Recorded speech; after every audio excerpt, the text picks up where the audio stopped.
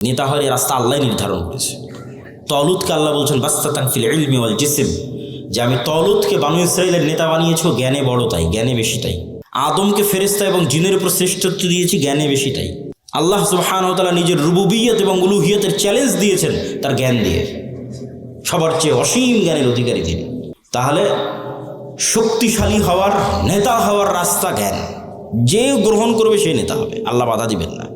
এই অঞ্চলের যুবকেরা যদি মদ, বিড়ি, cigarette, TikTok video, YouTube, BPL, IPL, জুয়া, online betting, Free Fire, PUBG এগুলো নিয়ে ব্যস্ত থাকে, আর ওইদিকে ইসরায়েলের ইহুদি আর ইউরোপ আর আমেরিকার খ্রিস্টানরা যদি জ্ঞান অর্জনে ব্যস্ত থাকে ওদের সন্তানেরা, আল্লাহ বলবেন না, আল্লাহ তার রুলস ব্রেক করে বলবেন না যে ইহুদি খ্রিস্টান তোরা থাম, তোদের নেতা বানাবো না। আমার নাটোরের কিছু মদখোর জুয়াখোর বান্দা আছে, ওদের নেতা বানাবো, এইটা আল্লাহ করবেন না। নেতা হতে হলে গোলামির জিঞ্জির আপনাকে নিজে হাতেই ভাঙতে হবে, সেটা জ্ঞান এবং শিক্ষা। জ্ঞান এবং শিক্ষায় সর্বোচ্চ স্তর অর্জন করার চেষ্টা ছাড়া নেতা হওয়ার আর কোনো রাস্তা পৃথিবীতে নাই। আর মুসলমান যদি গ্রহণ না করে কি করার বলেন? কিছুই করার নেই। তাহলে 3 নম্বর রাস্তা হচ্ছে জ্ঞান অর্জন করতে হবে। 4 নম্বর রাস্তা সত্যবাদিতা এবং ন্যায়পরায়ণতায় অটল থাকতে হবে, পাহাড়ের মতো। যেটা দিয়ে আলোচনা শুরু করেছি যে 2 নম্বরই ধোঁকাবাজি, এগুলো যে গণতন্ত্র এবং সুদ থেকে আসে, ওইটার বিপরীতটাই হচ্ছে সত্যবাদিতা, ন্যায়পরায়ণতায় অটল থাকা, ওসমান হাদিদের মতো। কিন্তু মুসলমানদেরকে আমরা ইসলামটা বুঝাতেই পারলাম না। বাংলাদেশের OC, DC, SP, AC land, sub registrar, সচিবালয়ে কত সচিব বসে আছে। আমরা তো বাহির থেকে তো এসে আর আমাদের কেউ গোলাম করতেছে না, আমাদের লোকজনই তো গোলাম, বাংলাদেশের নাগরিকেরাই তো গোলাম, বাহির থেকে এসে কেউ গোলাম করতেছে না তো। এই সমস্ত পদে যারা বসে আছে এরা টাকার কাছে বিক্রি হয়ে যায়, অথচ এরা সালাত আদায় করে, এরা হজ করে, এরা ওমরা করে, এরা মসজিদ মাদ্রাসায় যে কমিটি, বিশেষ অতিথি, প্রধান অতিথি, এরা সবাই আছে, কিন্তু নিজ চেয়ারে যখন বসতেছে তখন 2 নম্বরই করতেছে। তাহলে এরা কি মনে করেছে? এরা মনে করেছে ঠিক আছে, আমি সচিবালয়ে বসে এসিল্যান্ড, সাব রেজিস্ট্রার যা আছে সব হয়ে যত পারি 2 নম্বরে সুদ ঘুষ দিয়ে টাকা ইনকাম করব, আর নামাজ পড়ে হজ করে আর দান করে ওটাকে মাফ করে নেব। নাউজুবিল্লাহ। তাহলে আমরা হুজুররা এটা বুঝাতে পারিনি, আলেম ওলামা বুঝাতে পারিনি যে ইসলাম কি। এটা তো মুনাফিকই, শুধু মুনাফিক, তার অন্তরে তো ইমানই ঢোকেনি। তার সালাত কি, তার সিয়াম কি, তার হজ কি, শুধু মুনাফিক। রাসূলুল্লাহ সাল্লাল্লাহু আলাইহি ওয়াসাল্লামের স্পষ্ট হাদিস, ইজা তুমিনা খানা, তাকে যে আমানতের দায়িত্ব দেওয়া হয়েছে ওটার খিয়ানত করে যে মুনাফিক, ওর অন্তরে ইমান ঢোকেনি। লা ঈমানা লিমান লা আমানাতা লাহু। তাহলে মুনাফিকের হারাম টাকার, দুর্নীতির টাকার কিসের ইবাদত? বরং ওর উল্টাটা, ও যদি কোনো বড় ইবাদত নাও করে, কোটি কোটি টাকা দান নাও করে, তাহাজ্জুদের রাতের সালাত নাও আদায় করে, হজ নাও করে, শুধু ওর যে চেয়ারে বসে আছে ওসি, ডিসি, এসপি, মন্ত্রী, সচিব, এসিল্যান্ড, এই চেয়ারে চুল পরিমাণ অন্যায় না করে, তাহলে এদের হজের চেয়ে, এদের রাতের তাহাজ্জুদের সালাতের চেয়ে এবং অন্যদের কোটি কোটি টাকা দানের চেয়ে সে শ্রেষ্ঠতম নেকির অধিকারী হবে। রাসূলুল্লাহ সাল্লাল্লাহু আলাইহি ওয়াসাল্লাম বলেছেন, সাবআতু ইযিল্লুহুমুল্লাহ ইয়াওমা লা যিল্লা ইল্লা যিল্লুহু। 1 নম্বরে ইমামুন আদিল। 7 শ্রেণীর যারা বিশেষ আল্লাহর ছায়া পাবে, এখানে সবাই আছে, নামাজি আছে, দানবীর আছে, সবাই আছে। কিন্তু 1 নম্বরে জায়গা দেওয়া হয়েছে পদে বসে ন্যায়পরায়ণ, যে ও তো এমনি সবচেয়ে বড় নেকির কাজ, ওর জন্য তো এমনি জান্নাত। ও তো আল্লাহর গুণে গুণান্বিত হয়েছে। আল্লাহ যেমন বিচারের আসনে বসে শতভাগ ন্যায়পরায়ণ, আল্লাহ যেমন রাজত্বের আসনে বসে শতভাগ ন্যায়পরায়ণ, আল্লাহর মহৎ গুণ হচ্ছে আল্লাহ ন্যায়পরায়ণ, আল্লাহ জুলুম করেন না। ইন্না হারামতু যুলমা আলাইয়া। মানুষ হয়ে যে আল্লাহর গুণে গুণান্বিত হতে পারে, আল্লাহু আকবার, এটা কত বড় ইবাদত যে মানুষ হয়ে ওসি তারপরে ডিসি, এসিল্যান্ড, সাব রেজিস্ট্রার, সচিব, এই চেয়ারে বসে সে দুর্নীতি করবে না, ন্যায় করবে, এটা অনেক বড় ইবাদত। আর এই চেয়ারে বসে দুর্নীতি করে সেই টাকা দিয়ে হজ করবে, সেই টাকা দিয়ে মসজিদ মাদ্রাসায় দান করবে, এটা মুনাফিক। আমরা মানুষকে দিন বুঝাতে পারিনি। রাজনীতিবিদদের হাতে ক্ষমতা নেই, ক্ষমতা এদের হাতে। রাজনীতিবিদরা তো 5 বছরের জন্য আসে যায়, ভোট করে, কিন্তু এদের চাকরিতে রিটায়ার্ড না হওয়া পর্যন্ত থাকে। এরা যদি বলে যে আজ থেকে আমরা বিক্রি হব না কোনো দলের কাছে, দেশ একদিনে ঠিক হয়ে যাবে, একদিনে। তো এরা কাদের ঘরের সন্তান? আমাদের ঘরের সন্তান, আমাদের ছেলে মেয়ে। পুলিশে কারা, আর্মিতে কারা, সচিবালয়ে কারা, বিসিএস পরীক্ষা কারা দেয়? আমার আপনার ছেলে মেয়ে। এদের আমাদের ঠিক করতে হবে, দাওয়াত দিয়ে নতুন প্রজন্মকে সত্যবাদিতা এবং ন্যায়পরায়ণতা অটল হতে হবে। এটাই তো গোলামি থেকে মুক্তির রাস্তা। ওই দিন থেকেই তো দেশ স্বাধীন।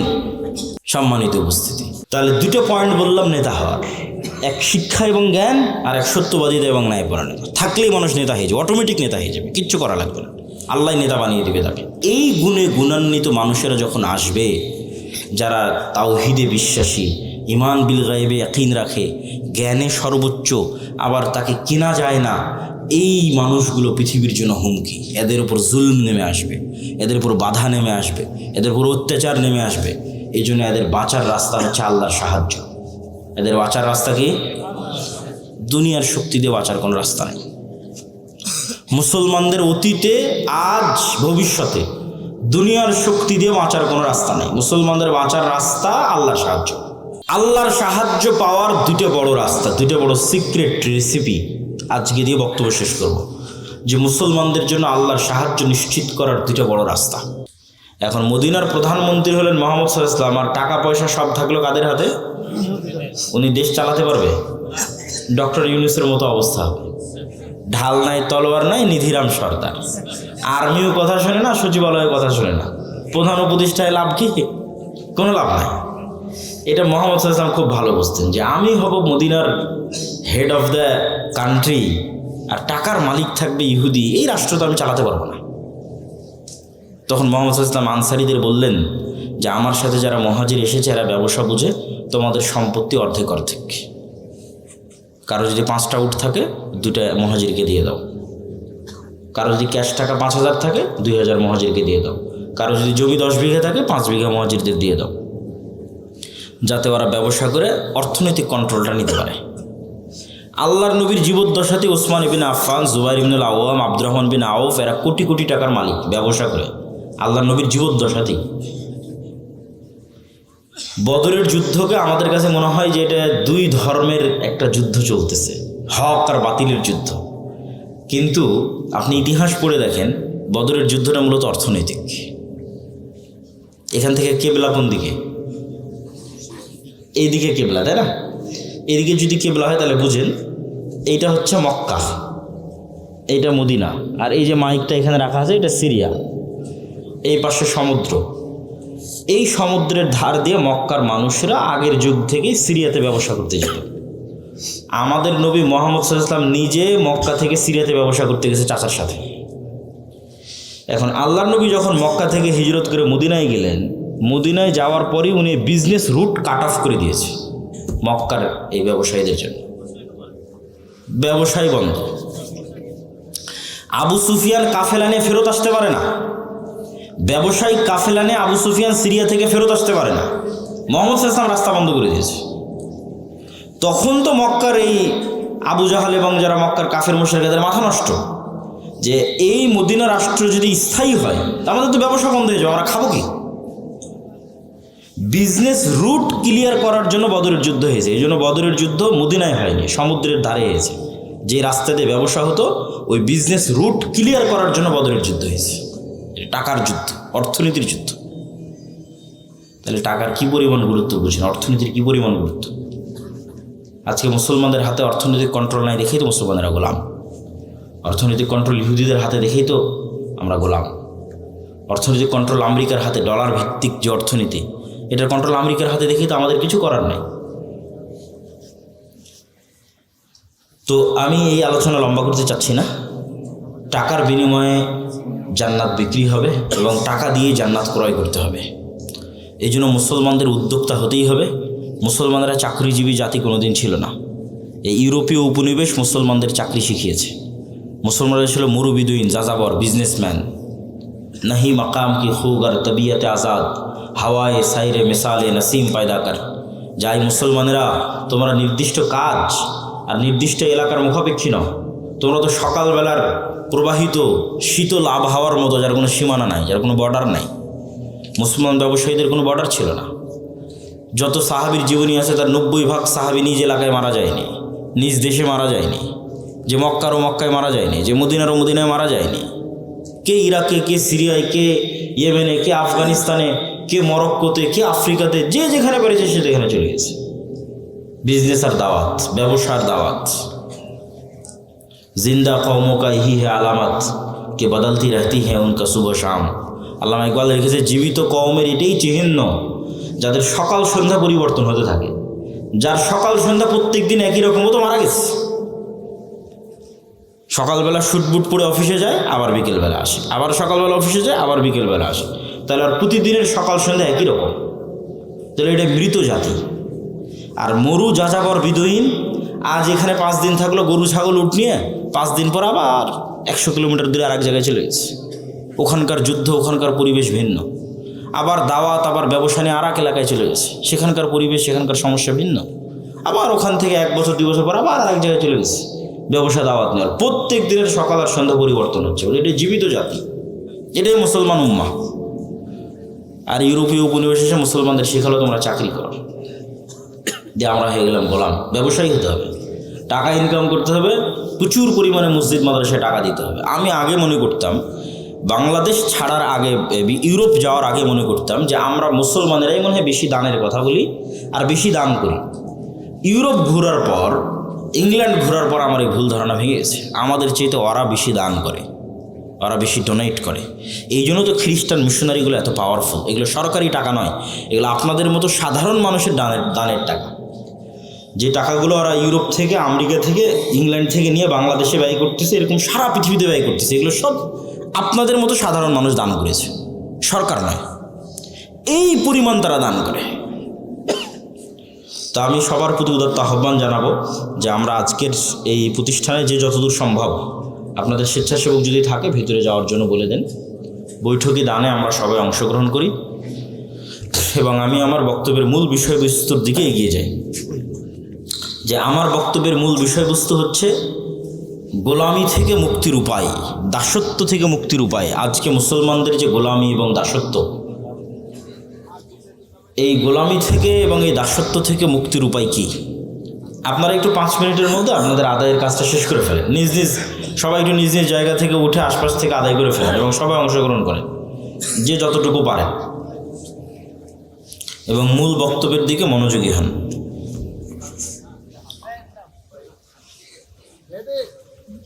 তো আমার মূল বক্তব্যের বিষয়বস্তু হচ্ছে মুসলমানদের যে দাসত্ব এবং গোলামি, এই দাসত্ব এবং গোলামির জিনজির থেকে মুক্তির উপায় কি।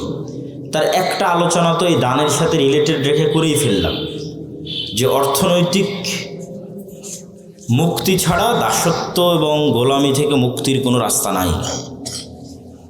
এবং এই অর্থনৈতিক মুক্তির গুরুত্ব বুঝাতে গিয়ে রাসূল সাল্লাল্লাহু আলাইহি ওয়াসাল্লামের অসংখ্য ঘটনা আপনাদের সামনে এবং রাসূল সাল্লাল্লাহু আলাইহি ওয়াসাল্লামের দিক নির্দেশনা আপনাদের সামনে তুলে ধরলাম।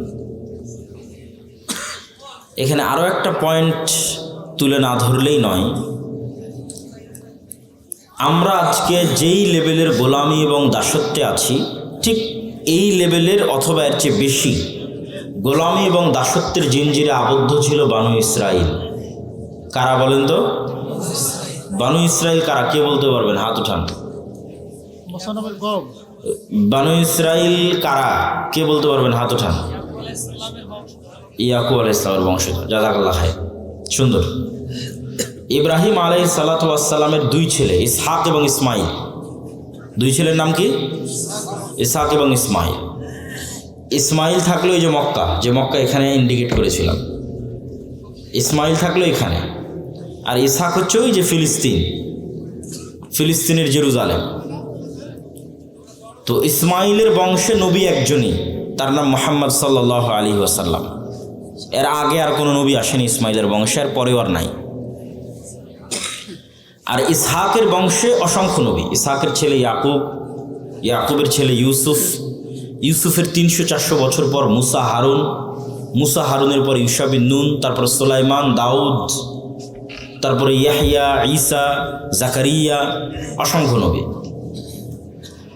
তো এই বানু ইসরাইল, এদের গোলামি এবং আমাদের গোলামি কাছাকাছি একই রকম।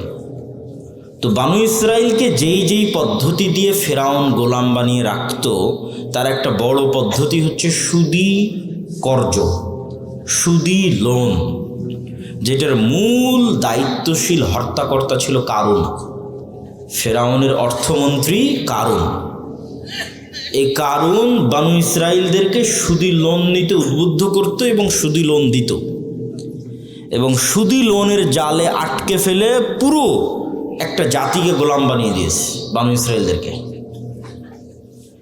সেম ওই পদ্ধতিতেই আজকের মুসলমানদেরকে সুদি লোনে জর্জরিত করে গোলাম বানানো হচ্ছে। আজকের মুসলমানদের গোলাম বানানোর দুইটা উপায়, একটা হচ্ছে গণতন্ত্র আর একটা হচ্ছে সুদ। কিন্তু মুসলমানেরা নিজেরাও জানে না যে দুই পদ্ধতির মাধ্যমে তারা কেমনে গোলাম আছে। জি, মহিলারাও এই দানে অংশগ্রহণ করবেন নিজ নিজ দায়িত্বে। তো সুদ এবং গণতন্ত্রের মাধ্যমে মুসলমানেরা কেমনে গোলাম আছে এটা একটু বোঝার চেষ্টা করতে হবে, নাহলে খুব কঠিন হবে আমাদের মুক্তির রাস্তা। আল্লামা ইকবাল লিখছেন, नए ज़माने के आज़र ने तरशवाए हैं सनम और इंसार खुदाओं में बड़ा सबसे वतन है, इसका जो पैराहन है वो मजहब का कफन है। যে আজকে আধুনিক যুগে নতুন মূর্তি তৈরি হয়েছে, ওই যুগে ইব্রাহিমের পিতা আজর যে মূর্তি তৈরি করত সেই মূর্তি নয়। আজকের হিন্দুদের যে মা কালী, মা দেবী, মা দুর্গা আছে সেই মূর্তি নয়।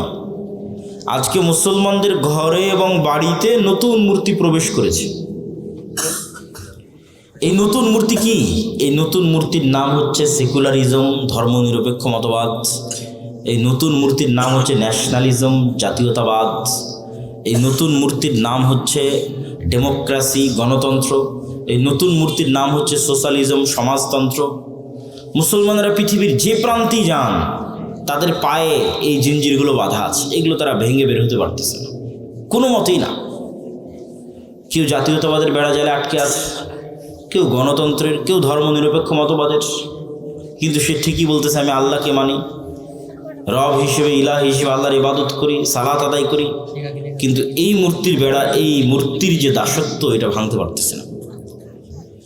তো গণতন্ত্র কিভাবে এবং সুদ কিভাবে আমাদের গোলাম বানায়, আপনাকে আগে বুঝতে হবে গোলামির চিহ্ন কি। কেন বলা হচ্ছে বানু ইসরায়েলরা গোলাম? কেন বলতেছি আমরা গোলাম? নেতার আলামত কি? গোলামের আলামত কি? দেখেন, বানু ইসরায়েলরা নবীর সন্তান হওয়ার পরেও মুসা আলাইহিস সালাতু ওয়াস সালামকে বলতেছে লান নুমিনা লাকা হাত্তা নারাল্লাহা জাহরাতান। মুসা, যতক্ষণ তোমার আল্লাহকে না দেখব ততক্ষণ তোমার তাওরাতে ঈমান আনবো না। অথচ এই বানু ইসরাইল এখনই 2 দিন আগে, 1 সপ্তাহ হয়নি, চোখের সামনে দেখেছে সমুদ্র ফেড়ে রাস্তা তৈরি হয়েছে, ফেরাউন ডুবে মরে গেছে। এই দৃশ্য নিজে চোখে দেখার পর মানুষ কেমনে বলতে পারে যে মুসা, তোমার আল্লাহকে না দেখা পর্যন্ত তোমার তাওরাতে ঈমান আনবে? কেমনে বলতে পারে? উত্তর একটাই, এরা হচ্ছে ন্যারো মাইন্ডেড গোলাম, সংকীর্ণ মনা। 300 বছর থেকে গোলামি করে আসতেছে, এই জন্য স্বাধীন নেতা মুসার সাথে চলতে পারতেছে না। তারা বলল, মুসা, এই মরুভূমি সিনাই মরুভূমি, এখানে পানি নাই, এই সমুদ্রের লবণাক্ত পানি ভালো লাগে না। ওই ইস্তাসকা মুসা লিকওমি ফাকুল নাজরিব বিআসাকাল হাজার ফানফাজারাত মিনহু ইসনাতা আশারাত আইনা ক্বাদ আলিমা কুল্লু উনাসিম মাশরাবাহুম। যে মুসা, পানির ব্যবস্থা করো। মুসা আলাইহিস সালাম লাঠি দিয়ে পাথরে আঘাত করলেন, মরুভূমিতে পানি তৈরি হয়ে গেল। এবার বললো, মুসা, খাবারের ব্যবস্থা করো।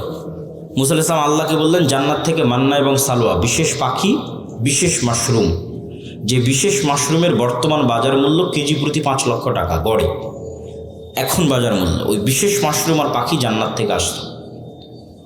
রাতের বেলা তাদের গাছের ডালে, তাদের বাড়ির চালে থাকতো ঝুলন্ত অবস্থায়। এই খাবার 1 দিন 2 দিন খাওয়ার পর তারা বলতেছে, লান নাসবিরা আলা তুআমিন ওয়াহিদ ফাদউ লানা রাব্বাক। এই এক খাবার আমাদের ভালো লাগে না, তোমার আল্লাহকে বলো এই মরুভূমি থেকে পেঁয়াজ, রসুন, আদা, চাল ডাল সব উৎপাদন করে দিতে। এ হলো গোলাম কওম। গোলাম হলে এরকম ছেঁচড়া হয়, বুঝতে পেরেছেন? এরা তো নবীর সন্তান, এরা এরকম হলো কখন? 300 বছর থেকে গোলামি করতে করতে এরকম ন্যারো মাইন্ডেড ছেঁচড়া হয়ে গেছে। তা ওইটার সাথে আপনি আমাদের স্বভাব মিলাবেন, তাদের স্বভাবের সাথে একটু পরে মিলাবেন। আল্লাহ সুবহানাহু ওয়া তাআলা এদেরকে বললেন, ঠিক আছে, তোমরা শাকসবজি খেতে চাও, এটা তো মরুভূমি, পাশেই বাংলাদেশের মতো উর্বর ভূমি আছে, তার নাম জেরুজালেম, ফিলিস্তিন, বিজয় করলেই হয়, যুদ্ধ করে বিজয় করো। তখন ওরা বলছে, ইযহাব আনতা ওয়া রাব্বুকা ফাকাতিলা। মুসা, তুমি আর তোমার আল্লাহকে যুদ্ধ করো, আমরা পারবো না। ইন্না ফিহা কওমান জাব্বারিন লান নাদখুলা ফিহা হাত্তা ইয়াখরুজু মিনহা। আর ওখানে তো বিশাল দেহের অধিকারী জাব্বারিন কওম আছে, ওরা যতক্ষণ বের না হবে আমরা ততক্ষণ যাব না।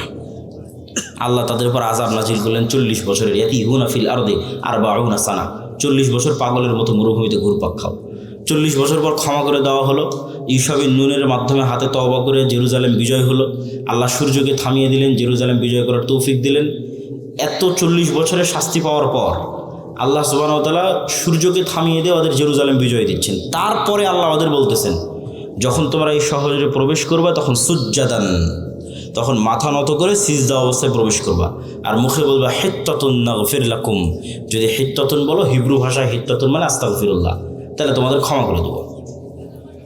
এরা আল্লাহর এত বড় নিয়ামত পাওয়ার পরও জেরুজালেমে যখন প্রবেশ করলো তখন পিছন আগে দিল, মাথা উপরে দিল, আর মুখে হিত্তাতুনের জায়গায় বলল হিনতাতুন।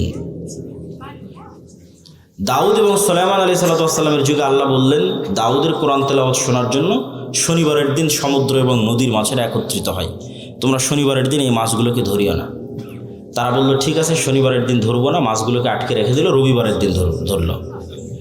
যে আল্লাহ আপনি তো শনিবারের দিন ধরতে মানা করেছে, শনিবারের দিন তো ধরিনি, মাছ আটকে রেখে দিয়ে কী বারে ধরেছে? তাহলে 2 নম্বরই বুদ্ধিতে 1 নাম্বার না 2 নাম্বার? না বাংলাদেশিদের চেয়ে বেশি না কম? এইবার মিলাতে পারবেন যে আমি যে বলতেছি যে গোলাম আমি, আপনি কেমনে গোলাম হচ্ছি সেটা বুঝতে পারবেন যে 2 নাম্বার বুদ্ধিতে আমরা বাংলাদেশিরা আছি না নাই? এই হলো বানু ইসরাইল। 2 নাম্বারই বুদ্ধি, ছেঁচড়ামি, মিথ্যা, চুরি, দুর্নীতি, ধোঁকা, এই জিনিসগুলো যার মধ্যে আছে সে এমনি গোলাম। তাহলে এই জিনিসগুলো কোথায় থেকে তৈরি হয়? ওটাই তো গোলাম তৈরির কারখানা। এবার আশা করি বুঝতে পেরেছেন, এটা তৈরি হয় গণতন্ত্র থেকে আর সুদী অর্থনীতি থেকে। কেমনে হয় সেটাও বুঝিয়ে দিচ্ছি, তাহলে আপনি বুঝবেন গণতন্ত্র হচ্ছে গোলাম তৈরির কারখানা। তো আমরা তো অলরেডি ব্রিটিশদের 190 বছর ঔপনিবেশিক শাসনে গোলাম ছিলাম। গোলামি করতে করতে আমাদের রক্তের মধ্যে 2 নম্বরই মিথ্যা, ধোঁকা এগুলো মিশে গেছে। আমরা আর ওই গোলামির বেড়াজাল থেকে বেরিয়ে আসতে পারছি না। কেন? পূর্ণাঙ্গ স্বাধীনতা আমাদের হয়নি। 47 থেকে নিয়ে আজ পর্যন্ত 70-80 বছরে আমরা ব্রিটিশ কাঠামোর মধ্যেই আছি। Bangladesh army is a legacy of British army. এই বাংলাদেশ আর্মি পাকিস্তান আর্মির খণ্ডিত অংশ, Pakistan army Indian army, Indian army British army. ফলত ব্রিটিশ আর্মিতে যা rules and regulation and law ছিল তাই বাংলাদেশ আর্মিতে ফলো হয়, কোনো 19-20 নাই। তারপর আমাদের যে কোর্ট, এটা ব্রিটিশ কোর্ট, সেটাই হুবহু ফলো হয়। আমাদের সংবিধান, পুলিশ আইন সব ব্রিটিশ, শিক্ষা ব্যবস্থা ব্রিটিশ। তাহলে পূর্ণাঙ্গ স্বাধীনতা আসেনি, ওই ফরম্যাটের মধ্যেই আছে। তো গণতন্ত্র চাপিয়ে দেওয়া আছে আমাদের উপরে, যেন এখানে নেতা বের না হতে পারে। নেতা মানেই হচ্ছে সে 2 নম্বর বেরোবে না, নেতা মানেই হচ্ছে সে মিথ্যার আশ্রয় নেবে না, নেতা মানেই হচ্ছে সে ধোঁকা দিবে না, নেতা মানেই হচ্ছে সে মাথা উঁচু থাকবে, মাথা বিক্রি করবে না, নেতা মানে সে টাকার কাছে মাথা নত হবে না, মানে সে কোনো প্রকার লিয়াজু লবিং 2 নম্বরই রাস্তার সাথে যার সম্পর্ক নাই, ও হচ্ছে রিয়াল হিরো, রিয়াল নেতা, প্রকৃত নেতা। নবীরা এরকম নেতা ছিল। তাহলে এইরকম নেতা তৈরির রাস্তা বন্ধ করতে হলে যেই রাস্তাতে লিয়াজু লবিং দুর্নীতি এগুলো শিখা যাবে সেটা ধরে রাখতে হবে, নাহলে তো সবাই নেতা হয়ে যাবে, সবাই উসমান হাদি হয়ে বসে থাকবে। তাহলে উসমান হাদি যেন না হতে পারে তার জন্য গণতন্ত্র, ডেমোক্রেসি। তাহলে কি হবে? এক দল আর এক দলের বিরুদ্ধে তো বলবেই, একই আসনের মনোনয়ন প্রার্থী 6 জন 7 জন 10 জন, একজন আর একজনের চেয়ে মনোনয়নটা কে নিয়ে আসতে পারবে তার জন্য লিয়াজু লবিং, টাকা পয়সার লেনদেন, মিথ্যা, ধোঁকা, দুর্নীতি, দুর্নাম সব অবলম্বন করে তারপরে মনোনয়ন পেয়েছে। এগুলো অবলম্বন না করলে মনোনয়ন পাবে না, ঘরে বসে থেকে মনোনয়ন পাবে না। ওকে 2 নম্বর রাস্তার মধ্যে যেই মনোনয়ন নিতে হয়েছে। তাহলে 2 নম্বর রাস্তা দিয়ে যে মনোনয়ন নিয়ে আসলো, তো আগেই গোলাম হয়ে বসে আছে। কালচার, গণতন্ত্র ওকে কী বানিয়ে দিল? গোলাম বানিয়ে দিল। তাহলে এখন এই পদ্ধতির মধ্যে মনোনীত 300 এমপি যদি নির্বাচিত হয়ে ক্ষমতায় আসে, এটা যদি মিনিস্টারও হয়, প্রাইম মিনিস্টারও হয়, এরা স্বাধীন না এরা গোলাম? এত আসতে বললেন যে এরা স্বাধীন না গোলাম? গোলাম এমপি, গোলাম মন্ত্রী, গোলাম প্রাইম মিনিস্টার, গোলাম কান্ট্রি। কেননা ও স্বাধীনতার মূল বেসিক ক্রাইটেরিয়া পূরণ করতে পারেনি, তো বানু ইসরাইল 2 নম্বর রাস্তা অবলম্বন করে এসেছে।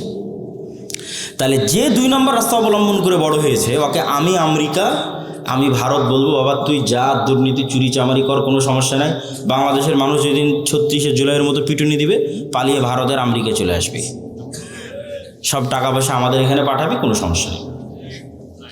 তাহলে বাংলাদেশ এমন একটা গাভী, যেই গাভীর অসংখ্য দুধ, কিন্তু এই দুধ এই দেশে থাকে না, সব পাচার হয়ে বিভিন্ন দেশে চলে যায়। তাহলে এই দুধ যেন পাচার হয়, এর জন্য তো ওই রকম নেতাই তৈরি করা লাগবে, দুর্নীতিবাজ নেতাই তো তৈরি করা লাগবে। দুর্নীতিবাজ নেতা কী থেকে তৈরি হবে? গণতন্ত্র যদি না থাকে, গণতন্ত্র যদি না থাকে তাহলে তো দুর্নীতিবাজ নেতা তৈরি হবে না।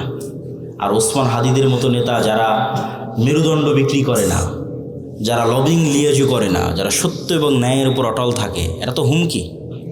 এর আধিপত্যবাদীদের জন্য হুমকি, সাম্রাজ্যবাদীদের জন্য হুমকি। এরা তো বাংলাদেশের পক্ষে, এটা তো বিক্রি হয় না, এটাই তো নেতা, এরা তো বনি ইসরাইল নয়। ওই রকম নেতা যদি বের হয়ে আসেও ওই গণতন্ত্রের বেড়াজাল দিয়ে, তাহলে এই যে ওসমান হাদির মতো হত্যা করে উড়িয়ে দেবে। বাংলাদেশের মানুষ কত অসহায়, যে বাংলাদেশের 90% মানুষ একটা রাজনৈতিক দল খুঁজে পায় না যে তার কথা তার মতো করে বলতে পারবে। এই ওসমান হাদি একজন ছিল যে বাংলাদেশের মানুষের কথা বাংলাদেশের মানুষের মতো করে বলতে পারত। এই ছেলেটা চলে যাওয়ার পর আর কেউই নাই, এত অসহায় বাংলাদেশের মানুষ। কেন কেউই নাই? ওই যে সবাইকে যে সেটিং করতে হচ্ছে, সবাইকে যে লিয়াজু লবিং করে আসতে হচ্ছে, তাহলে সে কেমনে আপনার কথা বলতে পারবে? সেটা বিক্রি হয়ে আসতেছে। লিয়াজু লবিং করে সেটা আপনার কথা বলতে পারবে না, গোলাম হয়ে আসতেছে। তাহলে কি অসহায়ত্ব আমাদের দেখেন। তো এই গোলামির কালচার কন্টিনিউ করার জন্য একটা ওয়ে হচ্ছে গণতন্ত্র, আরেকটা ওয়ে হচ্ছে সুদ। কেন সুদ? রাসূলুল্লাহ সাল্লাল্লাহু আলাইহি ওয়াসাল্লাম বলছেন, আল্লাহুম্মা ইন্নী আউযুবিকা মিনাল মা'সামি ওয়াল মাগরাম। আল্লাহ লোন থেকে বাঁচতে চাই। বহু দোয়া আছে, গালাবাতিদ দাইনি, জালঈদ দাইনি ওয়া গালাবাতির রিজাল। হে আল্লাহ, ঋণের বোঝা থেকে এবং মানুষের আধিপত্য থেকে বাঁচতে চাই। তো কেন আল্লাহর নবী এত ঋণের বোঝা এবং লোনের বোঝা থেকে বাঁচতে চাইতেন? সাহাবীরা রাসূলুল্লাহ সাল্লাল্লাহু আলাইহি ওয়াসাল্লামকে জিজ্ঞেস করলে উনি উত্তরে বললেন যে যেই দিন থেকে মানুষ লোন নেওয়া শুরু করে ওই দিন থেকে মানুষ মিথ্যা বলা শুরু করে।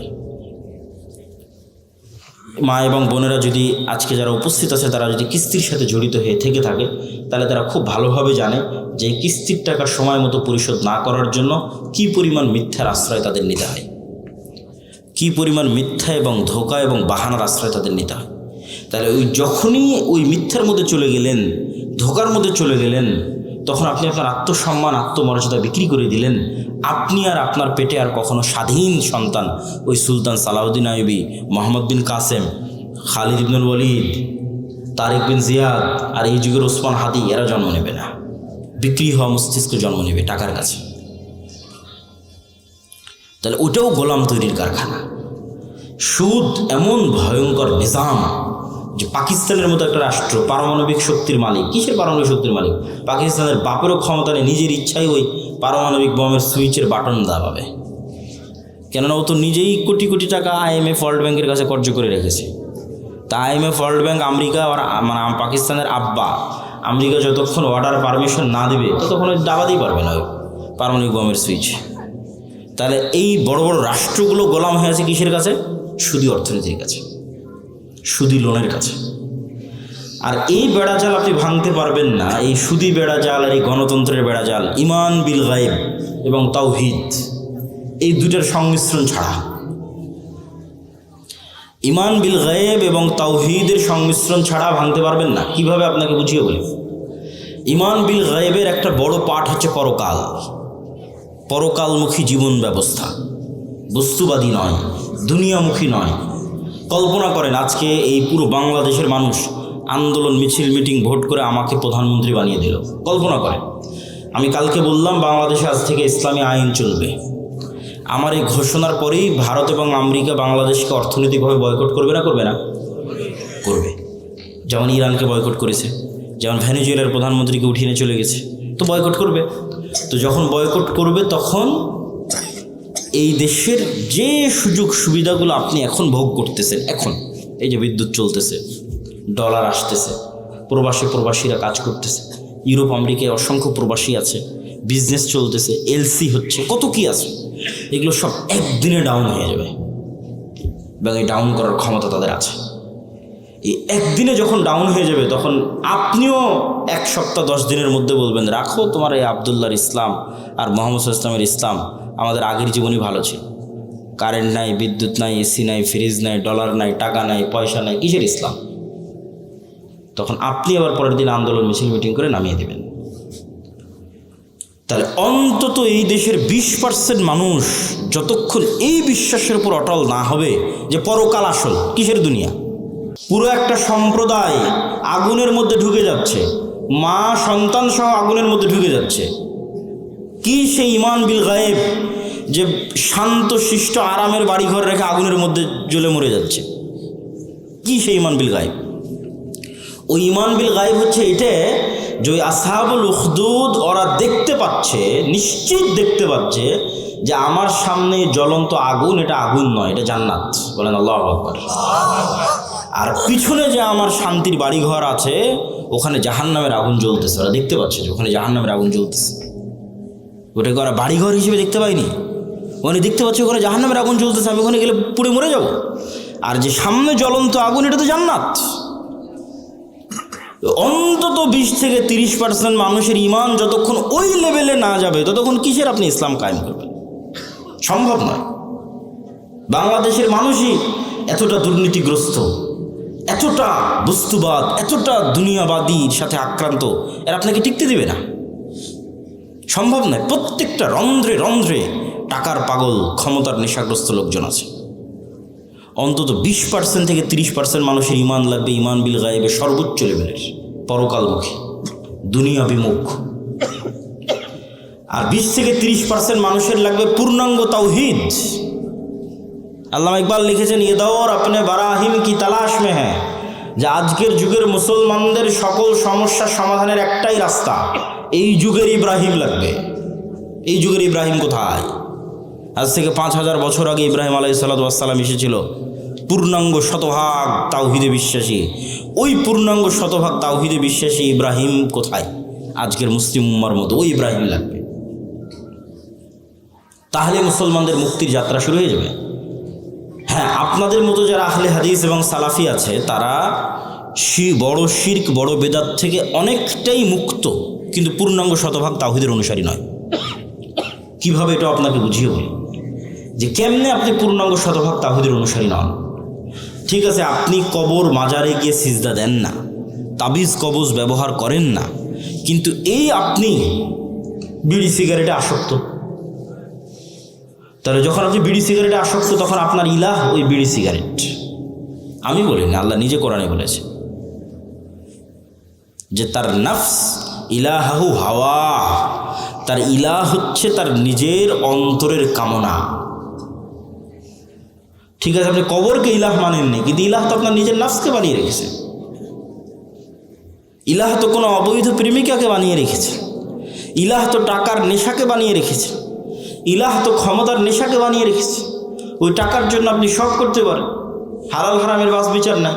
ওই ক্ষমতার জন্য আপনি সব করতে পারেন, ওই নারীর জন্য সব করতে পারেন, মনের প্রবৃত্তি পূরণ করার জন্য সব করতে পারেন। তাহলে তো আপনি শতভাগ তাওহীদপন্থী নন। তাহলে তো আপনি ইব্রাহিম আলাইহিস সালামের মতো হতে পারলেন না, যে ইব্রাহিম আলাইহিস সালাম, ইসমাঈল আলাইহিস সালাম আসলামা ওয়া তাল্লাহু লিল জাবিন, নিজের ইচ্ছার বিরুদ্ধে গিয়ে সন্তানকে জবাই করতেছে, আর সন্তান নিজের ইচ্ছার বিরুদ্ধে গিয়ে জবাই হওয়ার জন্য রাজি হয়ে যাচ্ছে। কেন? সিদ্ধান্তটা আল্লাহর। এটা হলো শতভাগ তাওহীদ, যে আল্লাহর সিদ্ধান্তের সামনে পরিপূর্ণ আত্মসমর্পণ। তাহলে শতভাগ তাওহীদপন্থী 20-30% মানুষ, আর ইমান বিল গায়েবের সর্বোচ্চ স্তরের 20-30% মানুষ হওয়া ছাড়া পূর্ণাঙ্গ ইসলামী বিপ্লব সম্ভব নয়। এই দাওয়াত আজকে আমি দিচ্ছি না, এই দাওয়াত শাহ ইসমাইল শহীদ দিয়ে গেছে আজ থেকে 100-150 বছর আগে। ওনার একটাই দাওয়াত ছিল যে আমাদের পূর্ণাঙ্গ ইসলামী বিপ্লবের আগে মানুষকে শতভাগ পূর্ণাঙ্গ তাওহীদে বিশ্বাসী হতে হবে, নাহলে পূর্ণাঙ্গ ইসলামী বিপ্লব সম্ভব নয়। শতভাগ তাওহীদে বিশ্বাসী এবং ইমান বিল গায়েবে ইয়াকিন আছে এরকম 20-30% মানুষ লাগবে পুরো বাংলাদেশের। তাহলে এর উপর ভিত্তি করে পূর্ণাঙ্গ ইসলামী বিপ্লব কায়েম হবে। পূর্ণাঙ্গ ইসলামী বিপ্লবের সকল ক্রাইটেরিয়া রেডি আছে, শুধু ওই রকমের যোগ্য মানুষ নাই। তারপরে কি লাগবে? তারপরে আরও 2টা জিনিস লাগবে। এক, আমি পূর্ণাঙ্গ তাওহীদপন্থী মানুষ, ঠিক আছে, আমি পূর্ণাঙ্গ ইমান বিল গায়ব অর্জন করলাম, ঠিক আছে, কিন্তু নেতা হওয়ার জন্য আরও 2টা জিনিস লাগবে। ওই দুটো জিনিস পূরণ না করতে পারলে নেতা হতে পারবেন না। একটা হচ্ছে আল্লাহ সুবহানাহু ওয়া তাআলা এই পৃথিবী যেই ফাংশনের উপর ডেভেলপ করেছে ওই ফাংশন আপনাকে ইউজ করতেই হবে। তো এই পৃথিবীতে নেতা হওয়ার ফাংশন হচ্ছে জ্ঞান এবং শিক্ষা, এটা আল্লাহই দিয়ে রেখেছে। এখন এই জ্ঞান এবং শিক্ষার বাটন যদি ইহুদি খ্রিস্টান চাপে তাও ওরা নেতা হয়ে যাবে। এই জ্ঞান শিক্ষার বাটন যদি হিন্দু ডোম চামার ম্যাথর মুচির চাপে ওরা নেতা হয়ে যাবে। আল্লাহ কখনো তার রুলস ভাঙেন না। এখন এই নাটোর এই এলাকার নাম কি? নাটোর সাধুপাড়া, এই অঞ্চলের যুবকেরা যদি মদ বিড়ি cigarette TikTok video YouTube BPL IPL জুয়া online betting Free Fire PUBG এগুলো নিয়ে ব্যস্ত থাকে, আর ওইদিকে ইসরায়েলের ইহুদি আর ইউরোপ আর আমেরিকার খ্রিস্টান ওরা যদি জ্ঞান অর্জনে ব্যস্ত থাকে ওদের সন্তানেরা, আল্লাহ বলবেন না, আল্লাহ তার রুলস ব্রেক করে বলবেন না যে ইহুদি খ্রিস্টান তোরা থাম, তোদের নেতা বানাবো না। আমার নাটোরের কিছু মদখোর জুয়াখোর বান্দা আছে ওদের নেতা বানাবো,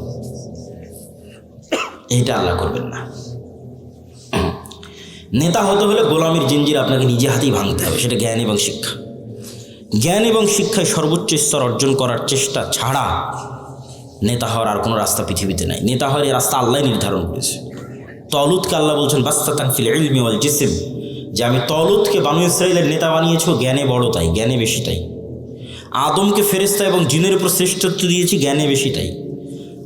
আল্লাহ সুবহানাহু ওয়া তাআলা নিজের রুবুবিয়ত এবং উলুহিয়তের চ্যালেঞ্জ দিয়েছেন তার জ্ঞান দিয়ে, সবার চেয়ে অসীম জ্ঞানের অধিকারী তিনি।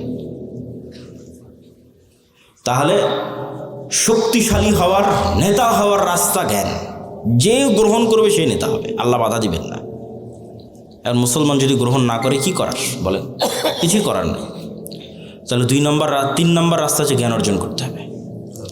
4 নম্বর রাস্তা সত্যবাদিতা এবং ন্যায়পরায়ণতায় অটল থাকতে হবে, পাহাড়ের মতো। যেটা দিয়ে আলোচনা শুরু করেছি যে 2 নম্বরই ধোঁকাবাজি, এগুলো যে গণতন্ত্র এবং সুদ থেকে আসে, ওইটার বিপরীতটাই হচ্ছে সত্যবাদিতা ন্যায়পরায়ণতা অটল থাকা, ওসমান হাদিদের মতো। কিন্তু মুসলমানদেরকে আমরা ইসলামটা বুঝাতেই পারলাম না। বাংলাদেশের OC DC SP AC land sub registrar সচিবালয়ে কত সচিব বসে আছে, আমরা তো বাহির থেকে তো এসে আর আমাদের কেউ গোলাম করতেছে না, আমাদের লোকজনই তো গোলাম, বাংলাদেশের নাগরিকেরাই তো গোলাম, বাহির থেকে এসে কেউ গোলাম করতেছে না। তো এই সমস্ত পদে যারা বসে আছে এরা টাকার কাছে বিক্রি হয়ে যায়, অথচ এরা সালাত আদায় করে, এরা হজ করে, এরা ওমরা করে, এরা মসজিদ মাদ্রাসায় যে কমিটি বিশেষ অতিথি প্রধান অতিথি এরা সবাই আছে, কিন্তু নিজ চেয়ারে যখন বসতেছে তখন 2 নম্বরই করতেছে। তাহলে এরা কি মনে করেছে? এরা মনে করেছে ঠিক আছে, আমি সচিবালয়ে বসে এসিল্যান্ড সাব রেজিস্ট্রার যা আছে সব হয়ে যত পারি 2 নম্বরে সুদ ঘুষ দিয়ে টাকা ইনকাম করব, আর নামাজ পড়ে হজ করে আর দান করে ওটাকে মাফ করে নেব। নাউজুবিল্লাহ মিন যালিক। তাহলে আমরা হুজুররা এটা বুঝাতে পারিনি, আলেম ওলামা বুঝাতে পারিনি ইসলাম কি। এটা তো মুনাফিকই, শুধু মুনাফিক, তার অন্তরে তো ইমানই ঢোকেনি। তার সালাত কি, তার সিয়াম কি, তার হজ কি, শুধু মুনাফিক। রাসূলুল্লাহ সাল্লাল্লাহু আলাইহি ওয়াসাল্লামের স্পষ্ট হাদিস, ইজা তুমিনা খানা, তাকে যে আমানতের দায়িত্ব দেওয়া হয়েছে ওটার খিয়ানত করে যে মুনাফিক, ওর অন্তরে ঈমান ঢোকেনি। লা ঈমান লিমান লা আমানাতা লাহু। তাহলে মুনাফিকের হারাম টাকার দুর্নীতির টাকার কিসের ইবাদত? বরং আর উল্টাটা, ও যদি কোনো বড় ইবাদত নাও করে, কোটি কোটি টাকা দান নাও করে, তাহাজ্জুদের রাতের সালাত নাও আদায় করে, হজ নাও করে, শুধু ওর যে চেয়ারে বসে আছে ওসি ডিসি এসপি মন্ত্রী সচিব এসিল্যান্ড, এই চেয়ারে চুল পরিমাণ অন্যায় না করে, তাহলে এদের হজের চেয়ে, এদের রাতের তাহাজ্জুদের সালাতের চেয়ে এবং অন্যদের কোটি কোটি টাকা দানের চেয়ে সে শ্রেষ্ঠতম নেকির অধিকারী হবে। রাসূলুল্লাহ সাল্লাল্লাহু আলাইহি ওয়াসাল্লাম বলেছেন, সাবআতু ইযিল্লুহুমুল্লাহ ইয়াওমা লা যিল্লা ইল্লা যিল্লুহু। 1 নম্বরে ইমামুন আদিল। 7 শ্রেণীর যারা বিশেষ আল্লাহর ছায়া পাবে, এখানে সবাই আছে, নামাজি আছে, দানবীর আছে, সবাই আছে, কিন্তু 1 নম্বরে জায়গা দেওয়া হয়েছে পদে বসে ন্যায়পরায়ণ যে। ও তো এমনি সবচেয়ে বড় নেকির কাজ, ওর জন্য তো এমনি জান্নাত। ও তো আল্লাহর গুণে গুণান্বিত হয়েছে। আল্লাহ যেমন বিচারের আসনে বসে শতভাগ ন্যায়পরায়ণ, আল্লাহ যেমন রাজত্বের আসনে বসে শতভাগ ন্যায়পরায়ণ, আল্লাহর মহৎ গুণ হচ্ছে আল্লাহ ন্যায়পরায়ণ। আল্লাহ জুলুম করেন না। ইন্না হারামতু যুলমা আলাইয়া। মানুষ হয়ে যে আল্লাহর গুণে গুণান্বিত হতে পারে, আল্লাহু আকবার, এটা কত বড় ইবাদত। যে মানুষ হয়ে ওসি তারপরে ডিসি, এসিল্যান্ড, সাব রেজিস্ট্রার, সচিব এই চেয়ারে বসে সে দুর্নীতি করবে না ন্যায় করবে, এটা অনেক বড় ইবাদত। আর এই চেয়ারে বসে দুর্নীতি করে সেই টাকা দিয়ে হজ করবে, সেই টাকা দিয়ে মসজিদ মাদ্রাসায় দান করবে, এটা মুনাফিক। আমরা মানুষকে দিন বুঝাতে পারিনি। রাজনীতিবিদদের হাতে ক্ষমতা নেই, ক্ষমতা এদের হাতে। রাজনীতিবিদরা তো 5 বছরের জন্য আসে যায়, ভোট করে, কিন্তু এদের চাকরিতে রিটায়ার্ড না হওয়া পর্যন্ত থাকে। এরা যদি বলে যে আজ থেকে আমরা বিক্রি হব না কোনো দলের কাছে, দেশ একদিনে ঠিক হয়ে যাবে, একদিনে। তো এরা কাদের ঘরের সন্তান? আমাদের ঘরের সন্তান, আমাদের ছেলে মেয়ে। পুলিশে কারা, আর্মিতে কারা, সচিবালয়ে কারা, বিসিএস পরীক্ষা কারা দেয়? আমার আপনার ছেলে মেয়ে। এদের আমাদের ঠিক করতে হবে দাওয়াত দিয়ে। নতুন প্রজন্মকে সত্যবাদিতা এবং ন্যায়পরায়ণতা অটল হতে হবে। এটাই তো গোলামি থেকে মুক্তির রাস্তা। ওই দিন থেকেই তো দেশ স্বাধীন। সম্মানিত উপস্থিতি, তাহলে 2টা পয়েন্ট বললাম নেতা হওয়ার, এক শিক্ষা এবং জ্ঞান, আর এক সত্যবাদিতা এবং ন্যায়পরায়ণতা। থাকলেই মানুষ নেতা হয়ে যাবে, অটোমেটিক নেতা হয়ে যাবে, কিচ্ছু করা লাগবে না, আল্লাহ নেতা বানিয়ে দিবে তাকে। আর এবার 4 নম্বর পয়েন্ট, যেটাতে বক্তব্যের শেষের দিকে যাব, সেটা হচ্ছে এই গুণে গুণান্বিত মানুষেরা যখন আসবে, যারা তাওহীদে বিশ্বাসী, ইমান বিল গায়বে ইয়াকিন রাখে, জ্ঞানে সর্বোচ্চ, আবার তাকে কেনা যায় না, এই মানুষগুলো পৃথিবীর জন্য হুমকি। এদের উপর জুলম নেমে আসবে, এদের উপর বাধা নেমে আসবে, এদের উপর অত্যাচার নেমে আসবে। এই জন্য এদের বাঁচার রাস্তা হচ্ছে আল্লাহর সাহায্য। এদের বাঁচার রাস্তা কি? দুনিয়ার শক্তি দিয়ে বাঁচার কোনো রাস্তা নেই। মুসলমানদের অতীতে, আজ, ভবিষ্যতে দুনিয়ার শক্তি দিয়ে বাঁচার কোনো রাস্তা নেই। মুসলমানদের বাঁচার রাস্তা আল্লাহর সাহায্য। আল্লাহর সাহায্য পাওয়ার 2টা বড় রাস্তা, 2টা বড় সিক্রেট রেসিপি আজকে দিয়ে বক্তব্য শেষ করব। যে মুসলমানদের জন্য আল্লাহর সাহায্য নিশ্চিত করার 2টা বড় রাস্তা, এক সালাত আর এক জিকির। সালাতের মধ্যে সবচেয়ে বড় পাওয়ারফুল হচ্ছে রাতের সালাত। সালাত হচ্ছে এমন এক টেকনোলজি, আমি উদাহরণ দিই ইবনুল কাইয়িম রাহিমাহুল্লাহকে সামনে রেখে, নাহলে দিতাম না। আমরা যেমন এখানে বসে থেকে হাজার হাজার কিলোমিটার দূরে থাকা আমেরিকার কোনো টিচারের কাছে অনলাইনে ক্লাস করতেছি, অথবা এখান থেকে 100 কিলোমিটার দূরে থাকা ঢাকার কোনো টিচারের কাছে অনলাইনে ক্লাস করতেছি, তো পাসওয়ার্ড লগ ইন দিয়ে যখন ক্লাসে জয়েন করি, তখন দুইজনই লাইভ সেশন। টিচারও যুক্ত হয়েছে, স্টুডেন্টও যুক্ত হয়েছে লাইভ সেশনে, কানেক্টেড। তো আজকের ইন্টারনেট, আজকের মোবাইল দিয়ে মানুষ হাজার কিলোমিটার দূরে থাকা টিচারের সাথে, মানুষের সাথে লাইভ কানেক্টেড হচ্ছে, লাইভ কথোপকথন করতেছে। তো সালাত এটার চেয়ে তো হাজারো লক্ষ কোটি গুণ উন্নত লেভেলের প্রযুক্তি, যা দুনিয়াতে থাকা মানুষকে 7 আসমানের উপরে থাকা রব্বুল আলামিনের সাথে লাইভ কানেক্টেড করে দেয় সরাসরি। মানুষ যখন সালাতে দাঁড়ায় এবং চোখ যখন সিজদার দিকে, অন্তর যখন আল্লাহর দিকে নিবদ্ধ, তখন রব্বুল আলামিনও তার মুখোমুখি হয়ে যান। দুনিয়াতে থেকে 7 আসমানের সাথে সরাসরি লাইভ কথোপকথনের প্রযুক্তি হচ্ছে সালাত। এই জন্য নবীরা সবসময় সালাতের আশ্রয় নিয়েছে। সূর্যগ্রহণে সালাত, চন্দ্রগ্রহণে সালাত, বৃষ্টি প্রার্থনায় সালাত, জানাজায় সালাত, বিপদ আপদে সালাত, রাতে সালাত। রাসূলুল্লাহ সাল্লাল্লাহু আলাইহি ওয়াসাল্লাম বদরের যুদ্ধের আগের দিন লম্বা রাতের সালাত আদায় করেছেন। আবু বকর রাদিয়াল্লাহু তাআলা আনহু বলছেন, কাফাকা মুনাশাদাতাকা রাব্বাক, হে রাসূলুল্লাহ, হে আল্লাহর নবী, আপনি নবী হয়ে আল্লাহর কাছে এত মোনাজাত করা লাগে, এত দোয়া করা লাগে, যথেষ্ট হয়েছে, বাস, আর করার দরকার নাই। আল্লাহ তো আপনাকে এমনি সহযোগিতা করবে। তাহলে কি পরিমাণ লম্বা রাতের সালাত মুহাম্মদ সাল্লাল্লাহু আলাইহি ওয়াসাল্লাম আদায় করেছেন, আর কি পরিমাণ দোয়া আল্লাহ সুবহানাহু ওয়া তাআলার কাছে করেছেন, যে আবু বকর রাদিয়াল্লাহু তাআলা আনহুর মতো সাহাবী এই দোয়ায় ক্লান্ত হয়ে গেছে, রাতের সালাতে ক্লান্ত হয়ে গেছে। তাহলে এখন বুঝেন, মুহাম্মদ সাল্লাল্লাহু আলাইহি ওয়াসাল্লাম আমার, আপনার এবং আবু বকর রাদিয়াল্লাহু তাআলার চেয়ে বেশি জানতেন যে কাল বদরের যুদ্ধে দুনিয়ার শক্তি দিয়ে আমার বিজয় সম্ভব নয়। কাল বদরের যুদ্ধে আমাকে জিততে হলে কার সাহায্য লাগবে? আল্লাহ। আর আল্লাহর সাহায্য পেতে হলে আমাকে রাতের সালাতে দাঁড়াতে হবে। তাহলে পৃথিবীর সর্বশ্রেষ্ঠ রাসূল, সর্বশ্রেষ্ঠ মানুষ আল্লাহর সাহায্য নেবেন, এই জন্য রাতে ঘন্টার পর ঘন্টা রব্বুল আলামিনের সামনে দাঁড়িয়ে আছেন, আর আমি এবং আপনি রাতের সালাত তো বহু দূরের কথা, 5 ওয়াক্ত সালাত আদায় না করেই শুধু ভোট দিয়ে ইসলাম বিজয় হয়ে যাবে, আর মিছিল করে আর তাকবীর দিয়ে ইসলাম বিজয় হয়ে যাবে। এটা সম্ভব নয়। ওই যেমন বলেছে 20-30% মানুষ শতভাগ তাওহীদপন্থী লাগবে, 20-30% ঈমান বিল গায়েব লাগবে, ঠিক তেমন তার পাশাপাশি 5 ওয়াক্ত সালাত আদায়কারী এবং রাতের সালাতে অভ্যস্ত মানুষ লাগবে। যে সালাতে নাই ও আল্লাহর গন্তির মধ্যে নেই, ওর আবার ইসলামকে, ওর আবার বিপ্লবকে, আবার বিজয় কি, ওর আবার খেলাফতকে, আবার শাসন কি, কিচ্ছু নেই।